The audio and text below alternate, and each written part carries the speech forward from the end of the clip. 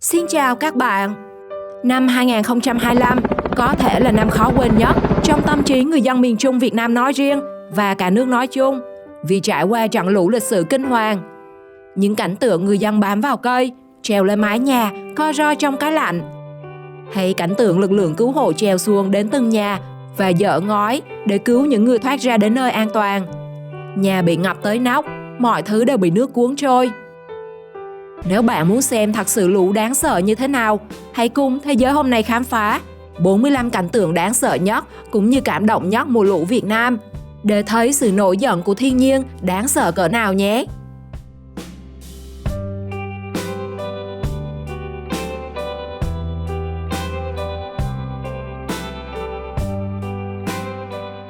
Người thân đều chạy lũ, chàng trai ở lại để trong nhà. Nhưng không ngờ lũ quá lớn, cuốn trôi mọi thứ.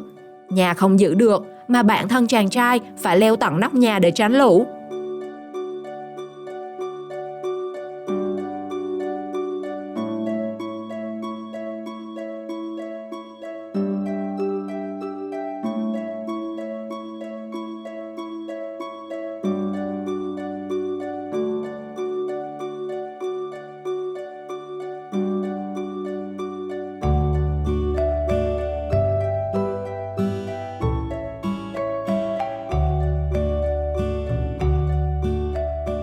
Trước tốc độ dâng nước nhanh đến khó tin, nhiều người đã bị mắc kẹt trong chính ngôi nhà của mình. Và lực lượng chức năng đã phải dùng phương tiện di chuyển đến từng nhà tìm kiếm. Mỗi khi phát hiện có người, tất cả đều khẩn trương làm mọi biện pháp để đưa người dân đến nơi an toàn.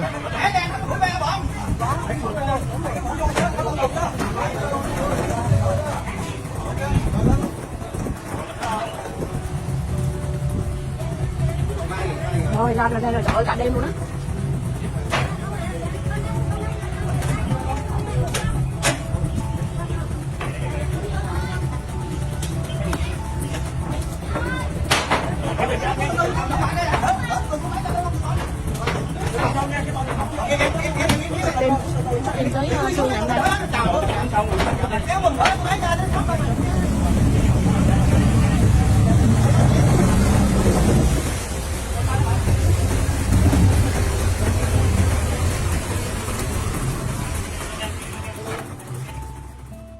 Không còn chỗ trú, người dân phải leo lên mái nhà, đứng chờ cơn đại hồng thủy đi qua.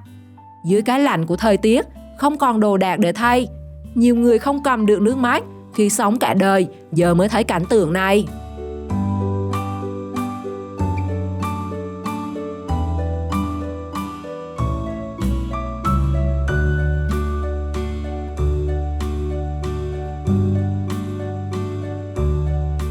Sau lũ, con trâu trôi lạc đến một nơi khác. Điều đáng sợ là nó đứng trên mái nhà 4 ngày chưa ăn gì, chỉ chờ chủ nhân đến tìm và có ai đó sẽ giúp nó xuống.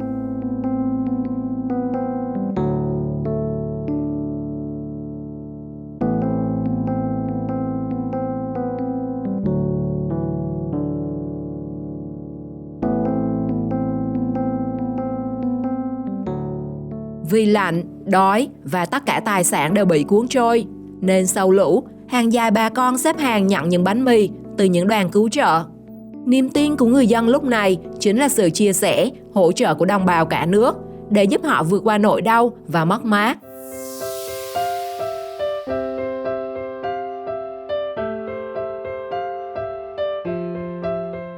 Nước ngập đến cổ, người phụ nữ cố gắng chống chịu với hy vọng có người tới cứu. May mắn thay, lực lượng cứu hộ đã tới kịp trước khi người phụ nữ kiệt sức vì lạnh và đói.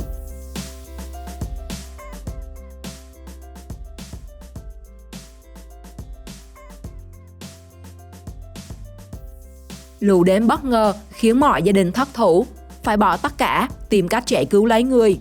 Người đàn ông nói nghẹn khi không thể cứu con chó và con dê trước dòng nước lũ. Dê con đứng đó con ăn đỡ, cỏ gì con ăn thí ăn đại, gặp gì con ăn đấy. Giờ không có cứu con được ở đâu, hết đường cứu đâu. Chủ lo, chủ cứu chủ xe cộ giờ dục luôn, chứ bây giờ không biết đâu rinh đâu nữa rồi rinh. Trôi được gì nó trôi à.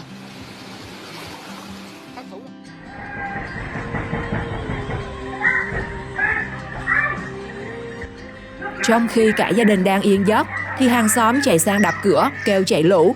Chẳng những thế, người đàn ông còn giúp ẵm bé để gia đình nhanh chóng di chuyển. Tình làng nghĩa xóm đúng là đáng trân quý phải không các bạn?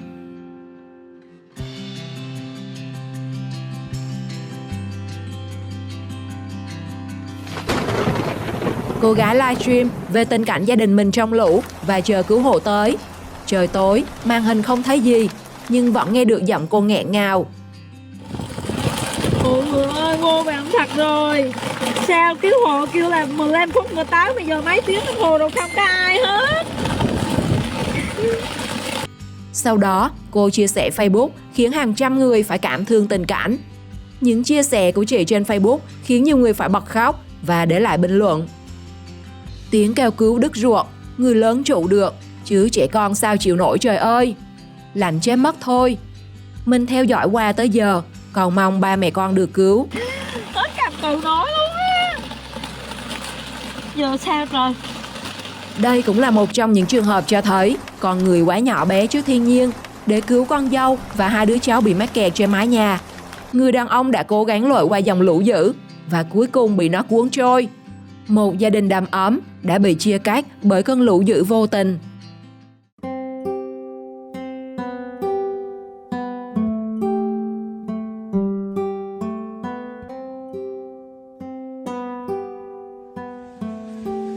Được lực lượng chức năng giải cứu khi nhà bị ngập nước, em bé dù chưa ý thức được điều gì đang xảy ra, nhưng vẫn ngoan ngoãn ngồi im, khiến ai nhìn thấy cũng đau lòng.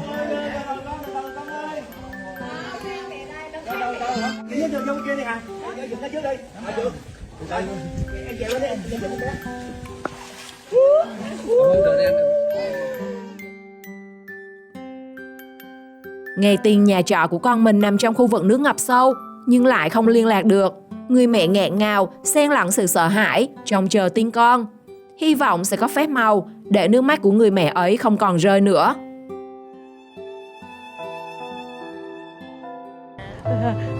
Nó mướn nhà trên cầu Lương Đình Của. Nhưng ngày qua đây nhà ngập mái rồi. Nhưng qua nhà ta ở. Và ngày qua giờ liên lạc không có được. Hai vợ chồng với đứa con 20 tháng. Mẹ ơi, cậu mẹ ơi, lên thiêu bộ cho con.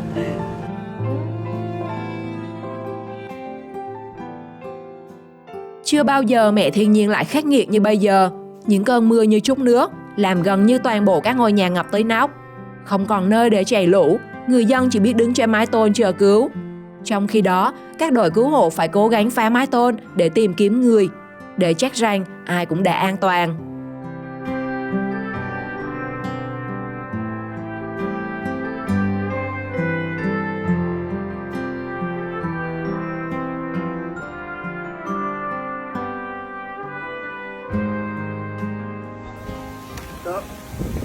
Có ra ngoài không?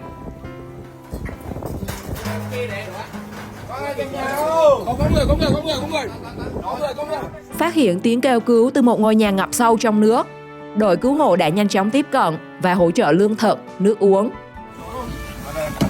Mấy người cô ơi? Dạ.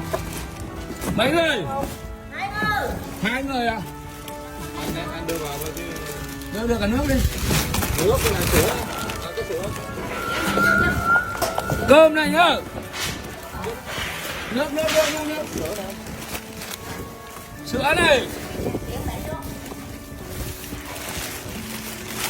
Khổ lắm mọi người.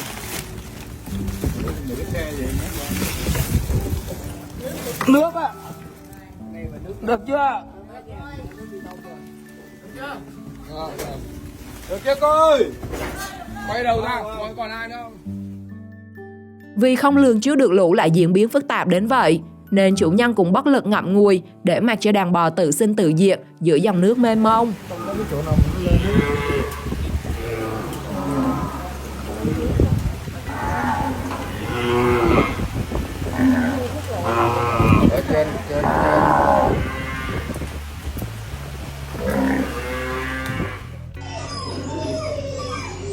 Xót thương trước tình cảnh nhiều loài động vật bị bỏ rơi trong lũ, cô gái đã dùng chính ngôi nhà vốn cũng chẳng khô ráo của mình để làm mái ấm nuôi dưỡng và giải cứu động vật bị ngập. Với sự giúp đỡ của cô gái, những chú chó cũng cố trụ để sống sót trước thiên tai.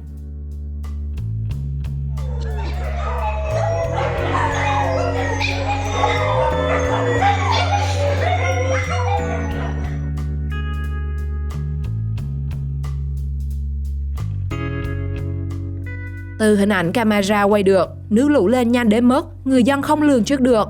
Chỉ trong tích tắc, nước đã tràn vào và dâng lên làm mọi người trở tay không kịp.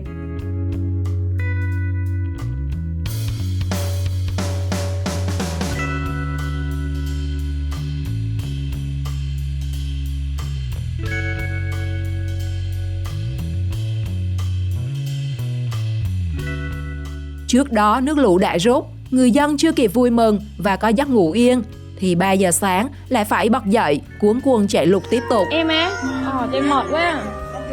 Chú coi nó chảy kìa. Em muốn thẻ nó thiệt luôn rồi, em mới dọn ngang nắp xong luôn á. Chuẩn bị tinh thần ngày mai đi làm nữa chứ. Trong lúc di chuyển để cứu giúp người dân, chiếc thuyền đội cứu hộ bất ngờ bị dòng nước chảy xiết cuốn vào. Nhưng may mắn là các thành viên trên thuyền đã phản ứng kịp thời và tất cả đều bình an.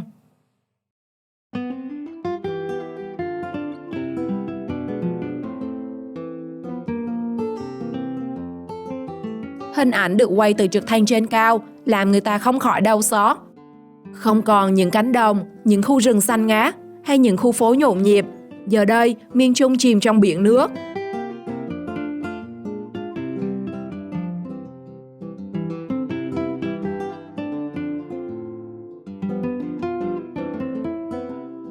Tại chính ngôi nhà của mình, nhưng thay vì được ở trong nhà, giờ đây người dân lại phải ở trên mái nhà chờ giải cứu. Cơn lũ khắc nghiệt đến mức nó không để cho công tác cứu hộ được diễn ra dễ dàng.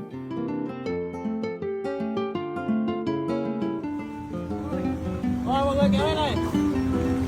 Ui, tay ra. Lăn xuống, về bên kia. Về đây, nghiêng về bên kia.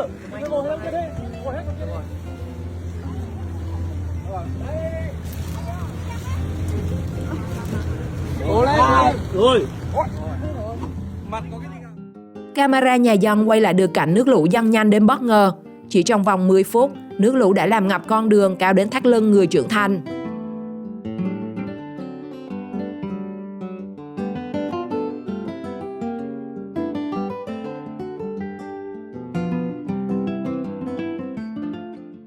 Trước tình hình bão lũ, hàng nghìn chiến sĩ cũng như người dân đã hướng về đồng bào miền Trung ruột thịt. Tất cả đều sẵn sàng vượt qua khó khăn, thậm chí là nguy hiểm. Chỉ mong có thể chia sẻ được phần nào nỗi đau và mất mát của người dân.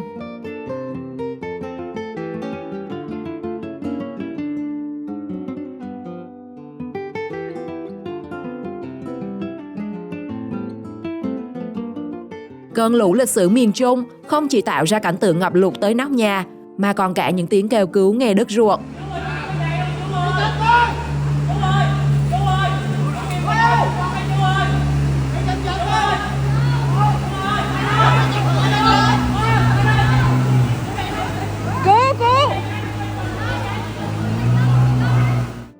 Lũ nhấn chìm chợ Tuy Hòa và gần như đồ đạc bà con trong chợ bị ngập, làm hư hỏng rất nhiều. Cảnh tượng khu chợ sau khi lũ rút có lẽ sẽ là một hình ảnh khó quên đối với bà con tiểu thương.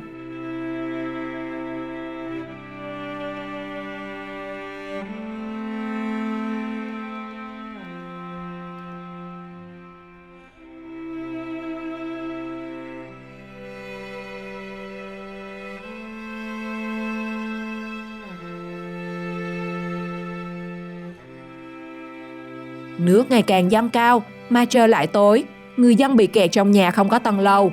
Đã dùng đèn pin gọi để tìm kiếm sự giúp đỡ trong đêm. Người ta rủ đi kêu cứu kìa.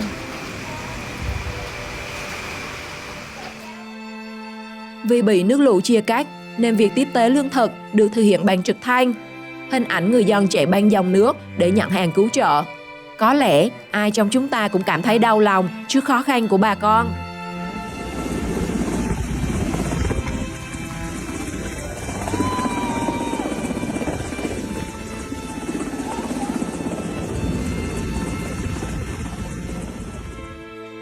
Một trong những hình ảnh xúc động được ghi lại giữa dòng nước lũ cuồn cuộn người đàn ông này đã leo lên cột đèn bám trụ. Người rung lên vì lạnh và đói. May mắn, lực lượng cứu hộ đã đến kịp và đưa ông ấy đến nơi an toàn.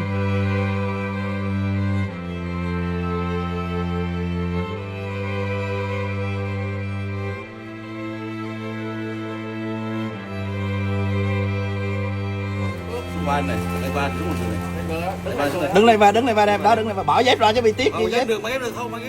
Để đưa hai thanh niên từ trên mái nhà xuống, người chiến sĩ đã dùng chính bờ vai của mình để làm bậc thang. Hành động này như một lời khẳng định, người lính cụ Hồ luôn là chỗ dựa tin cậy của nhân dân. Kéo đứt cái tôn á, người rơi xuống luôn.